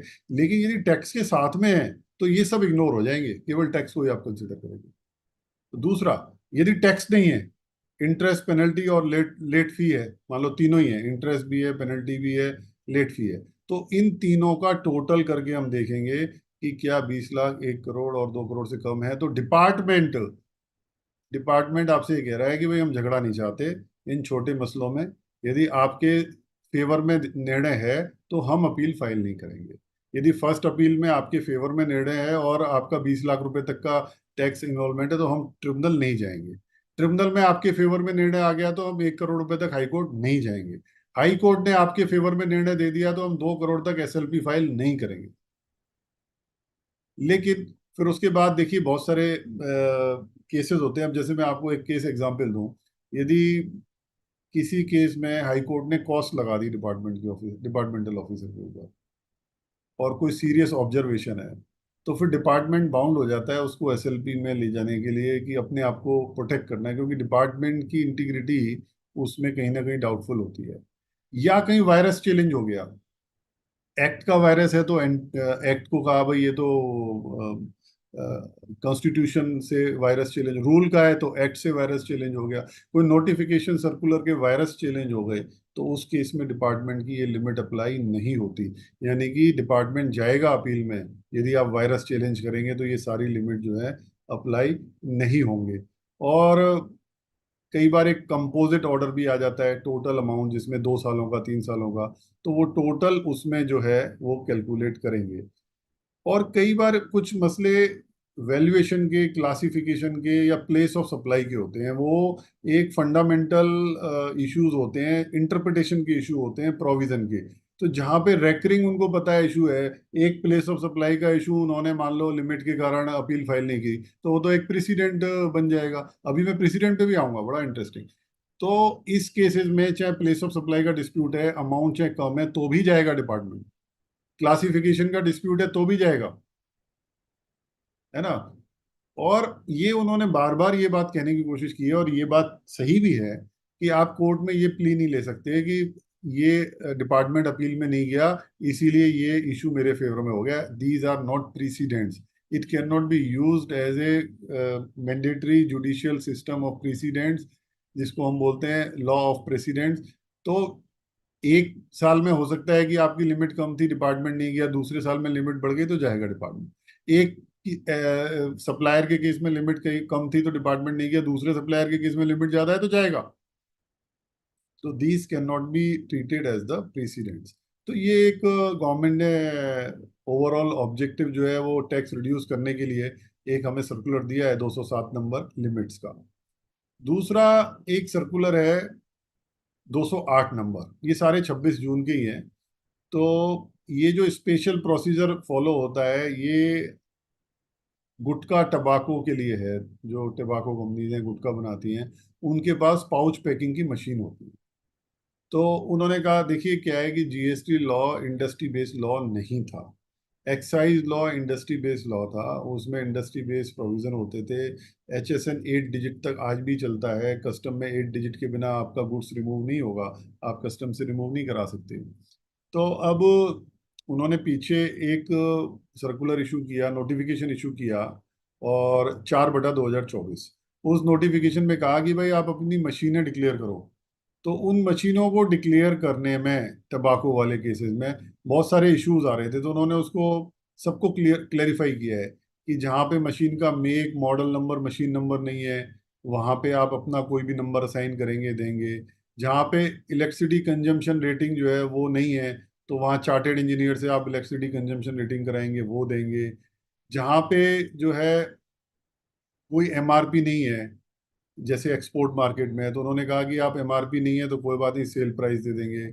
जहाँ पे उन्होंने कहा भाई आप ये भी बता दो कि चार्टेड इंजीनियर जो है उसकी क्वालिफिकेशन क्या होगी, तो उन्होंने ये भी बता दिया जो Indian institute of engineers India से क्वालिफाइड होगा चार्टेड इंजीनियर, वो भी होगा।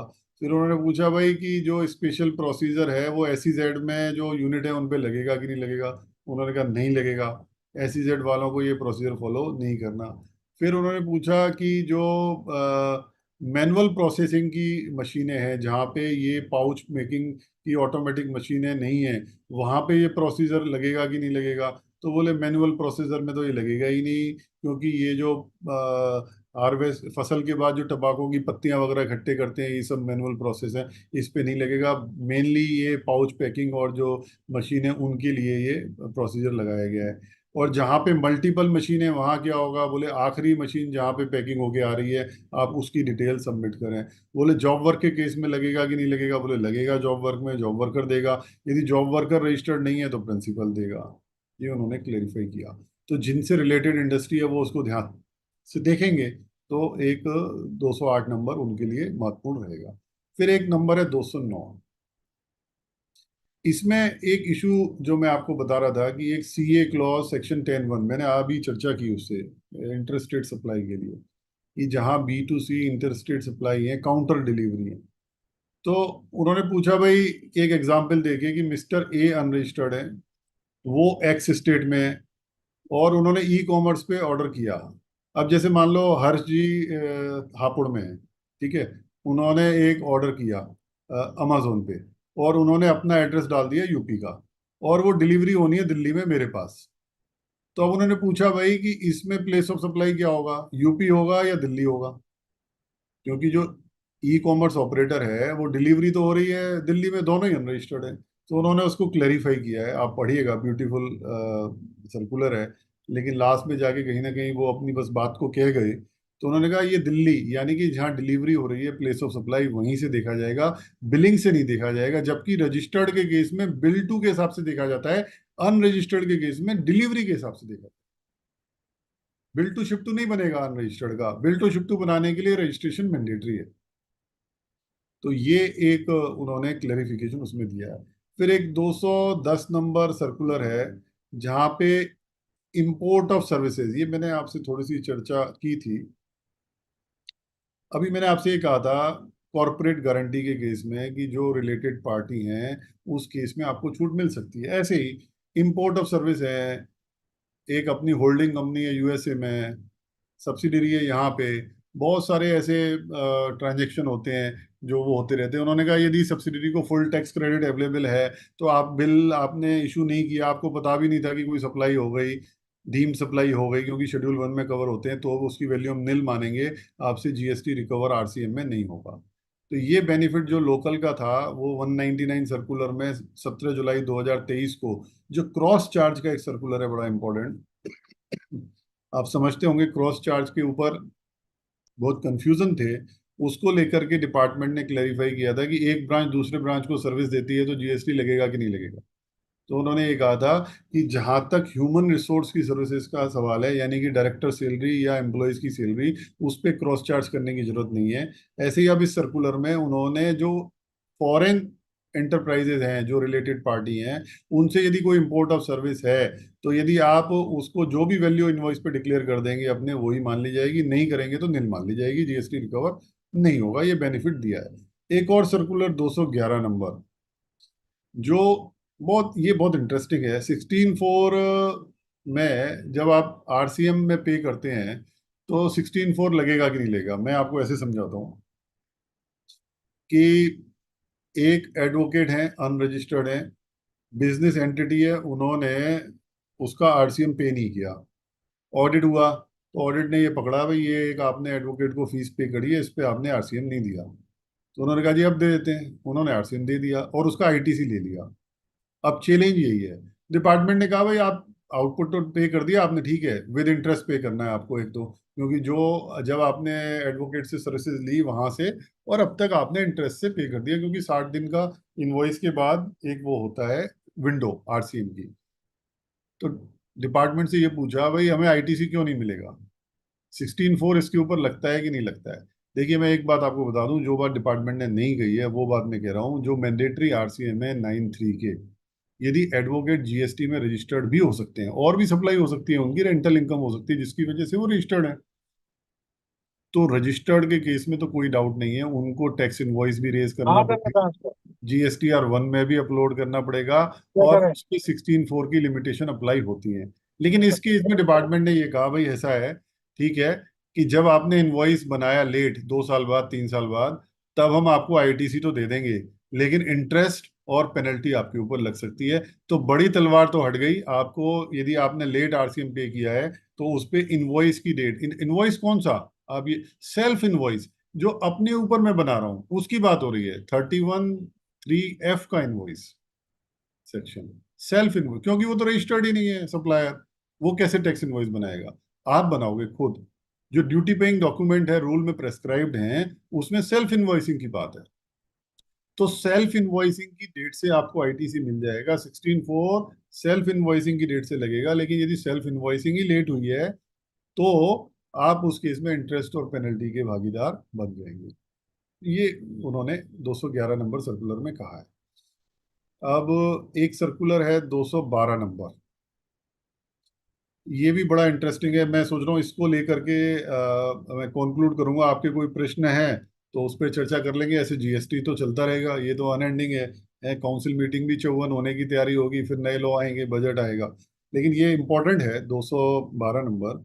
अब देखिए, एक क्रेडिट नोट का प्रोविजन है सेक्शन 15 में भी है, वैल्यूएशन में सेक्शन 15 सब सेक्शन 3 में है, कि डिस्काउंट, पोस्ट सेल डिस्काउंट। तो वो कहते हैं कि क्रेडिट नोट तभी इशू कर सकते हैं, और यदि आप सेक्शन 34 को भी देखेंगे तो वहां पे भी क्रेडिट नोट की कंडीशंस कि यदि क्रेडिट नोट सप्लायर तभी दे सकता है जब प्री एग्जिस्टिंग कॉन्ट्रैक्ट हो। ऐसा नहीं है आपने बिल रेज कर दिया 1 लाख रुपए का, पार्टी ने 90,000 रुपए दिए, उसने कहा यार 10,000 रुपए तो आते नहीं है, इसका क्रेडिट नोट इशू करके इसको राइट ऑफ करो। नो, ये प्रावधान इसलिए नहीं है। क्रेडिट नोट तभी दिया जाएगा जब आपकी प्री एग्जिस्टिंग कंडीशन है कि भाई आप इतना डिस्काउंट टर्नओवर अचीव कर लोगे तो आपको इतना एक्स्ट्रा डिस्काउंट मिलेगा, या पेमेंट टाइमली आ जाएगी तो आपको इतना डिस्काउंट मिलेगा इनवॉइस के बाद, या और कोई कंडीशन फुलफिल हो जाती है तो आपको इतना डिस्काउंट मिलेगा जो इनवॉइस के बाद है, तो आप दे सकते हैं। आप बैड डेट्स रिटर्न ऑफ करने के लिए क्रेडिट नोट रेज करके अपना आईटी जो आउटपुट टैक्स है उसको रिड्यूस नहीं कर सकते। बैड डेट्स रिकवरी का नहीं है ये। फिर commercial invoice credit note raise करिए आप, कमर्शियल क्रेडिट नोट एक अलग, उसमें जीएसटी इम्पैक्ट नहीं होता। अब दिक्कत क्या थी कि सप्लायर ने क्रेडिट नोट इशू कर दिया, वहां कंडीशन में लिखा है कि रिसिपिएंट ने अपना आईटीसी रिड्यूस कर दिया होना चाहिए, तब क्रेडिट नोट आपका आउटपुट टैक्स कम होगा। सवाल क्या है, सवाल यह है सप्लायर को कैसे पता पड़ेगा कि रिसिपिएंट ने अपना आईटीसी उस क्रेडिट नोट के टैक्स से रिवर्स किया है कि नहीं किया। बड़ा क्वेश्चन है। सरकार ने कहा हमारे पास भी कोई मैकेनिज्म नहीं है, आपके पास भी कोई तरीका नहीं है जो पता लगा लो कि रिसिपिएंट ने रिवर्स किया कि नहीं, सीए का सर्टिफिकेट ले लो, सीए सीएमए का, सर, और और किसी टैलो जाके नीचे चलो, लेवल पे आप उससे पूछ लो नीचे जाके टैलो कि जाना। वो रिवर्स कर दिया है, क्या कहते हैं, आईटीसी, तो आप अपना आउटपुट टैक्स रिड्यूस कर सकते हैं। और एक बहुत इंपॉर्टेंट बात जो मैं यहाँ करना चाहता हूँ, वो आप लोग ध्यान देते होंगे, क्रेडिट नोट हमेशा इनवॉइस के अगेंस्ट होता है। ये अलग बात है कि एक क्रेडिट नोट आप 10 20 15 इनवॉइस के अगेंस्ट दे सकते हैं, लेकिन ध्यान रखिए, कभी भी कोई क्रेडिट नोट आ रहा है तो आपको सप्लायर से पूछना पड़ेगा कि ये कौन सी सेल के अगेंस्ट आप क्रेडिट दे रहे हो। It should be link with directly to the invoice. यदि ऐसे ही कोई क्रेडिट है तो उसको टैक्स इनवॉइस क्रेडिट नोट, जो जीएसटी क्रेडिट नोट है, वो मत रेज करिए, आउटपुट टैक्स मत कम करिए, ना उधर से आपको सर्टिफिकेट लेना पड़ेगा। केवल कॉमर्शियल क्रेडिट नोट दीजिए, आपका आउटपुट टैक्स इंटैक्ट रहेगा, उधर उसका आईटीसी इंटैक्ट रहेगा। उस चक्कर में झमेले में नहीं पड़ना चाहिए, कंडीशंस बहुत हैं। और बहुत सारी कंपनियों ने तो हम बहुत बड़ी बड़ी कंपनियों से इंसिस्ट कर रहे थे, बाद में उनको समझ में आया। आज बहुत बड़ी बड़ी कंपनियां भी उसको फॉलो कर रही हैं। पीछे उपेंद्र गुप्ता जी जब कमिश्नर थे, उन्होंने एक सर्कुलर इशू किया था जिसको विड्रॉ कर लिया। अब वो विड्रॉ क्यों किया, उसके पीछे बड़ी इंटरेस्टिंग सी बातें चलती हैं ऑडिट कमिश्नरेट में कि उसको क्यों विड्रॉ किया। लेकिन अब कहीं ना कहीं वो एक मैकेनिज्म ये लेके आए हैं, अभी ये पार्शियल सर्कुलर है। अभी ये कहना बाकी है कि जो डिस्काउंट है या क्रेडिट नोट्स हैं वो कॉमर्शियल क्रेडिट नोट हो सकते हैं या नहीं हो सकते। लेकिन पूरी प्रैक्टिस कॉमर्शियल क्रेडिट नोट को लेके इंडस्ट्री में हो रही है। तो मुझे लगता है हर चीज की यहीं पे रोक लूं। वैसे तो सब लोग आप जुड़े हुए हैं, मुझे जी बड़ा सर। अच्छा लगा। लेकिन किसी की कोई इंटरेक्शन, कोई क्वेरी हो तो हम उस पर चर्चा कर लेंगे, हैं? शैलेश शर्मा जी ने सब हैंड रेज किया हुआ है। शैलेश भाई अनम्यूट कर लीजिए। सर, जी। मैं बीच में डिस्टर्ब नहीं करना चाह रहा था, इसलिए मैंने हैंड रेस करके रखा हुआ था कि जब भी कोई देखेगा तो जवाब मिल जाएगा मेरा। जी आपने अभी बताइए। बीच में आपने अभी बीच में बोला कि जीएसटी हमारा कर्म है, और कर्म की पूजा करना चाहिए। इसमें कोई संदेह नहीं कि हम सभी लोग जीएसटी को अपना व्यवसाय मानते हैं, उसकी पूजा भी करते हैं। लेकिन बस कष्ट सिर्फ इतना है कि हम अपनी तरफ से अपना पक्ष रखने का पूर्ण प्रयास करते हैं, और सर्व संभव प्रयास करते हैं कि सामने वाला अधिकारी हमसे संतुष्ट हो जाए। लेकिन वो एक मन में हम लोगों के प्रति एक राय बना के रखता है कि कुछ भी हो जाए, हमको इनसे टैक्स लेना है और इनकी कोई बात नहीं माननी है। बस यहाँ कष्ट हो जाता है बहुत ज्यादा सर। बाकी जहां तक रही सैद्धांतिक रूप से तो हम लोग सर 25 साल 30 साल से बराबर इस व्यवसाय से जुड़े हुए हैं और बराबर काम करते आ रहे हैं। आपसे ज्यादा सीनियर तो खैर नहीं है हम लोग, लेकिन काम तो नहीं, कर मेरे रहे से हैं ज्यादा सर। सीनियर बहुत लोग हैं यहाँ पर, और वो नहीं, सब हम अपनी बात कर रहे हैं सर आपसे। मैं अपने अपनी पक्ष की बात कर रहा हूँ। हाँ, हो नहीं, सकता है मेरा कि कई केवल लोग। इतना सा ही एक कहना रहता है कि आज हाँ, चाहे जीएसटी हो, कल सेल टैक्स लॉ था, वैट था, या जो भी कानून आए और जो हम विधि की वो करते हैं, तो ये किताबें हमारे लिए पूजनीय ही हैं। क्योंकि जब एक बढ़ई है वो अपने औजारों की पूजा करता है, तो ये किताबें हमारे लिए औजार हैं। बस मेरा इतना ही बिल्कुल कहना है, सर, मैं सहमत हूँ उस बात से, मैं इसके आपकी पीछे की बात और कोई से। भावना नहीं है मेरी। नहीं, मेरी आपकी आपकी भावनाओं के साथ ही मैं आगे बढ़ रहा हूँ। मैं सिर्फ सामने वाले से ये चाहता हूँ कि भाई, जैसे वेट एक्ट में लोग समझते थे कि हम लोग क्या कहना चाह रहे हैं, जीएसटी एक्ट में तो लोग समझने का प्रयास भी नहीं करते हैं। ठीक बात। इस तरह पर मेरा निवेदन था, और कुछ नहीं सर। और किसी की कोई बात हो तो कोई प्रश्न है अपना या हैंड रेज कोई कर आपको दें। कहना। किसी भी साथी कोई सवाल हो, कोई बात हो, कहना चाह रहा हो, अपना हैंड रेज कर दें। किसी का कोई सवाल नहीं है?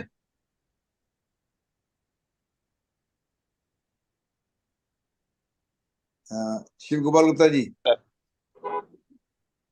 शिव गोपाल गुप्ता जी, अनम्यूट करें अपना शिव भाई। चल। है राकेश जी, या कौन है नहीं, शिव गोपाल, राकेश गुप्ता जी ने खाली क्लैपिंग की थी। हेलो। जी शिव भाई। सर, सर मेरा वकील अदालत के पास। शिव भाई बोलिए। जी सर। सर मेरा कोई ये थी कि जो आईजीएसटी की परचेज हमने की है और नॉर्मली हमको सीजीएसटी आईजीएसटी में क्लेम कर लिया है, इस पे कोई फाइंडिंग किसी रूलिंग की आई है क्या? बताएंगे आप? हर्षी क्या कह रहे थे, मैं समझ नहीं पाया इनका प्रश्न। सर, ऐसा है कि आईजीएसटी की हमने परचेज की और जो हाँ। आईटीसी जो क्लेम किया वो CGST और SGST में क्लेम कर लिया। तो अब उसको एडजस्ट करने के लिए या उसके लिए कोई फाइंडिंग या कोई रूलिंग किसी हाई कोर्ट देखिए, की? जो लॉ है वो तो यही है कि आप आईजीएसटी का आईटीसी रिवर्स करके सीजीएसटी एसजीएसटी लेंगे, या आपने सीजीएसटी एसजीएसटी गलत लिया है तो उसको रिवर्स करके आईजीएसटी का आप आईटीसी क्लेम करेंगे। तरीका यही है। लेकिन पीछे के सालों में जहाँ टाइम बार हो गए, रेवेन्यू न्यूट्रल है, तो उस पे एक कोर्ट ने अभी उसको हार्मोनाइज लिया है, तो आप उसका रेवेन्यू न्यूट्रल का बेनिफिट क्लेम कर सकते हैं। लेकिन आगे के लिए यदि आप बात करें तो वो आपको ठीक कर लेना चाहिए। कैसे सर, कैसे बेनिफिट ले सकते हैं जैसे थ्री रेवेन्यू बी का? में आगे आप उतना आईटीसी कम लेंगे जो आपने रॉन्गली लिया है, और जो ठीक वाला आईटीसी है उसको आप क्लेम कर। तो उस पर्टिकुलर में हमको बेनिफिट मिल जाएगा उसका? नहीं, बेनिफिट नहीं है, ये करेक्शन की बात है, क्योंकि कोई भी जीएसटी थ्री बी में रिवाइज नहीं होता। लेकिन आगे की थ्री बी में आप, एक सर्कुलर इशू हुआ था 2017 दिसंबर में, 26 दिसंबर 2017 को हुआ था। तो उस सर्कुलर में ये दिया है कि आप उसको आगे करेक्ट कर सकते हैं। वो सर्कुलर मैं हर्षी को भेज दूंगा, वो आपको शेयर कर देंगे। शिवाय मुझसे ले लेगा सर, मुझे भेज देंगे। जी। राकेश गुप्ता जी, सीए राकेश हाँ गुप्ता जी। हाँ हाँ, नमस्कार सर। जी सबसे पहले तो नमस्कार। सर बहुत बहुत आपका थैंक्स। बहुत अच्छा डेलीब्रेशन, बहुत अच्छी तरह से आपने जो ये अमेंडमेंट्स आए हैं जीएसटी काउंसिल मीटिंग के वो आपने बताए। मेरा एक क्वेश्चन तो इसमें है, जो अमेंडमेंट सेक्शन 107 और सेक्शन 1112 में आया है सर, जो लिमिट्स के बारे में कि डिपार्टमेंट फर्दर अपील में नहीं जाएगा, तो इसमें अगर सेम ईयर में उन्होंने more than one show cause दिए हुए हैं, एक एक ईयर के 5 शो कॉज इशू किए हुए हैं, तो वो limit individual show cause wise उसके जो ऑर्डर आएंगे शो कॉज वाइज देखेंगे या वो टोटल कर लेंगे उसका? देखिए, शो कॉज वाइज ही देखना चाहिए उनको, क्योंकि ये डिस्प्यूट वाइज होना चाहिए। बाकी इस पे एक बार मैं और देखूंगा कि कहीं ईयर की बात तो नहीं है। तो पहले तो ये शो कॉज वाइज ही चलता रहा है। तो ये तो अच्छी बात है कि एक ही ईयर के अगर वो 8 या 5 या 6 शो कॉज दे दे तो ये तो ज्यादा बेनिफिशियल है। क्योंकि डिस्प्यूट वाइज ये लिमिट होती है। हाँ जी, हाँ जी, हाँ जी। जी। अच्छा, सेकंड एक सर, जो आपने ड्वेलिंग यूनिट्स वाला जो आप बता रहे थे, जो पहले भी एग्जाम था, तो इसमें अभी जो एडिशन, क्या एडिशन किया है? वो तो पहले भी ड्वेलिंग यूनिट्स पे तो पहले भी टैक्स नहीं था। नहीं, ड्वेलिंग यूनिट्स अलग हैं। ड्वेलिंग यूनिट्स आज भी एग्जम्प्ट है, लेकिन हाँ हॉस्टल जी। और पीजी एग्जम्प्ट नहीं है आज। अच्छा, हाँ, यस यस। तो हॉस्टल और पीजी को ये फायदा देने के लिए 20,000 रुपये महीने तक का पर पर्सन का इन्होंने बेनिफिट दिया है। जैसे आप दिल्ली में आएंगे, इधर लक्ष्मी नगर एरिया में बहुत सारे हॉस्टल हैं, पीजी हैं, और बहुत सारे जगह पे जहाँ पे आईएएस के बच्चे तैयारी कर रहे हैं वहाँ पीजी हैं। तो 20,000 रुपये महीने तक यदि वो देते हैं तो वहाँ उनको एग्जम्पशन मिल जाएगी, जो कि अब टैक्सेबल दायरे में है। सर मैंने जैसे एक फ्लैट ले रखा है, उसमें मैंने 5 बच्चे रख रखे हैं, तो वो तो तो मैंने आपको एज ए मिल जाएगा। रेजिडेंशियल दे रखे हैं, मुझे तो मिलेगा ही वो। देखिए, आप पहले भी ले रहे हैं वो एक हाँ अलग जी, बात हाँ है, जी। लेकिन वो अब आपको ऑफिशियली ज़्यादा बेटर है, क्योंकि जो अभी तक आप एग्जाम्पशन ले रहे हैं वो residential dwelling used as residence की तरह नहीं हो रहा, यस वो आप यस। वो हॉस्टल की तरह। अच्छा अच्छा। और एक सर, वो आरसीएम का जो आपने बताया है कि जैसे आरसीएम का मैं सेल्फ जनरेटेड इनवॉइस अब इशू कर रहा हूँ, तो वो अब उसकी आईटीसी मिल जाएगी, तो उस पे क्या इंटरेस्ट अब देना होगा? फिर उस पे इंटरेस्ट लाइबिलिटी तो अब? देना ही होता था, पहले भी इंटरेस्ट पहले तो हमने। देना होता था, अब हाँ। इसमें कोई ऐसा नहीं कि इंटरेस्ट अब नहीं देना होगा जब नहीं मेरे नहीं अब से? नहीं, अच्छा, इंटरेस्ट देना देना होगा। पड़ेगा, लेकिन आईटीसी मिल जाएगी। अच्छा, ITC. Thank you sir, thank you very much. Thank you sir. Ankit ji, Ankit Garg sahab, Saharanpur से। जी sir, thank you sir. Sir एक क्वेरी थी आरसीएम को लेकर ही। जी।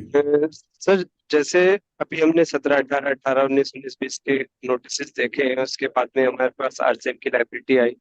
हमने कुछ लास्ट ईयर पे किए, कुछ अब पे किए। तो अभी तक क्या था कि लोगों ने TRC 3 के थ्रू आरसीएम पे किया है, तो क्या हम उसका इनपुट ले सकते हैं? एक बार दोबारा बताएंगे आप क्या कह रहे थे? जी सर, जैसे हमने 17, 18, 18, आपका 19, 19। माइक्रोफोन में एक डिस्टरबेंस आ रहा है अंकित जी। हेलो, अब आ रही है सर आवाज हाँ साहब? जी जी जी।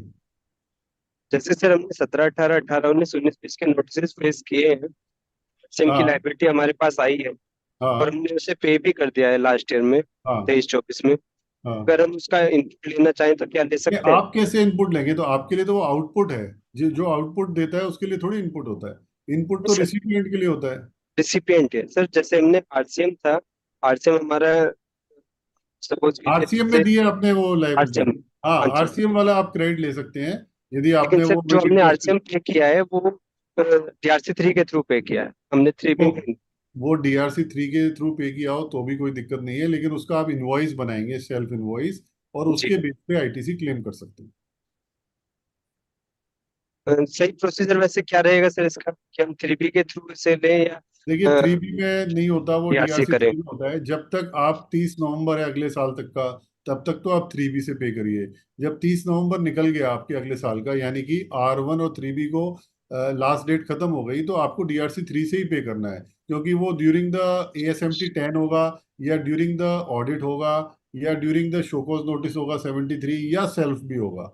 लेकिन इंपॉर्टेंट बात यह है कि बुक्स में उसको रिकॉर्ड करिए, उसका इनवॉइस रेज करिए जीएसटी का, सेल्फ इनवॉइस, और उसके बेस पे आप आईटीसी ले सकते पेमेंट हम DRC 3 के थ्रू कर दें और उसका इनपुट उसमें ले दें? हैं। कौन से साल की बात कर रहे हैं आप? 17, 18, 18, 19 सर। 17-18 तो वैसे भी जैसे अभी टाइम पर हो 19, गया 20 है। का है सर, 19, 20 का सपोज कीजिए, अभी कोई हाँ, नोटिस है 19-20 का हमारे पास, हो सकता है। तो हम उसे DRC 3 के थ्रू पे करते हैं और इनपुट क्लेम करते कर सकते हैं, ये हैं। Thank you circular sir. का बेनिफिट आप ले सकते हैं। जी sir, thank you sir, thank you. और किसी भाई को सवाल हो तो बताएं। श्री अरुण राघव जी, अरुण राघव जी अपने आपको अनम्यूट कर लीजिए। शुक्रिया भाई साहब। आज का वोटर थैंक्स आप करेंगे, उसके बाद राष्ट्रगान। जी राष्ट्रगान के समय मेरी सबसे रिक्वेस्ट है, प्लीज अपनी सीटों पे खड़े हो जाइएगा, कोई बैठा ना रहे अपनी अपनी सीटों पे, बहुत बुरा लगता है। देखिए आप कि देश की कितनी बहुत बड़ी अवमानना करते हैं, आप लोग बैठे रहते हैं। हेलो, जी करें सुन पा रहे स्टार्ट। हैं भाई साहब आप मुझे? हाँ, आ रही आवाज आ रही। जी, शुक्रिया भाई साहब। आज के वेबिनार के शानदार व ज्ञानवर्धक उद्बोधन हेतु अद्भुत प्रतिभा के धनी मुख्य वक्ता परम आदरणीय सीए रोहित वासवानी जी का मैं हृदय से आभार व अभिनंदन करता हूं। आपने आज के महत्वपूर्ण विषय पर बेहद सरल लहजे में हम सभी अधिवक्ता साथियों का ज्ञानवर्धन किया है।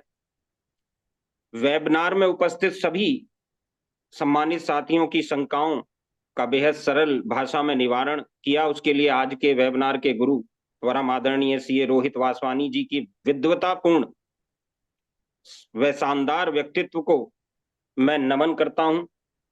निस्संदेह सभी साथियों ने शांत भाव से, बड़ी एकाग्रता व तल्लीनता के साथ आपके उद्बोधन को सुना है और ज्ञान अर्जित किया है। आपका हृदय से आभार, अभिनंदन। साथ ही वेबिनार में उपस्थित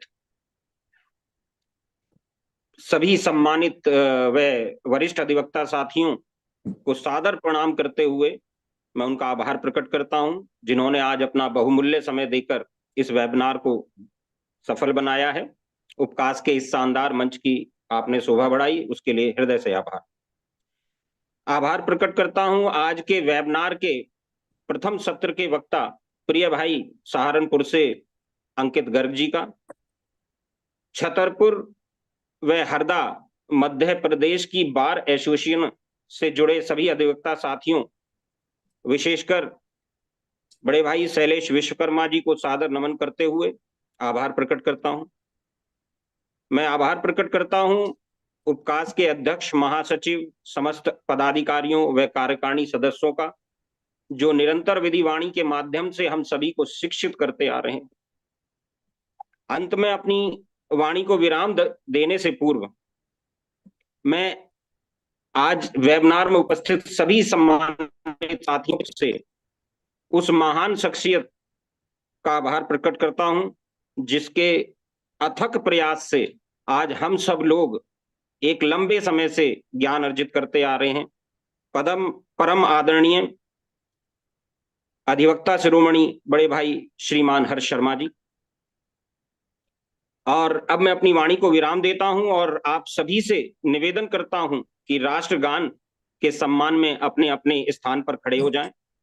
मैं राष्ट्रगान प्रारंभ कर रहा हूं। आप सभी की अनुमति से सादर आभार।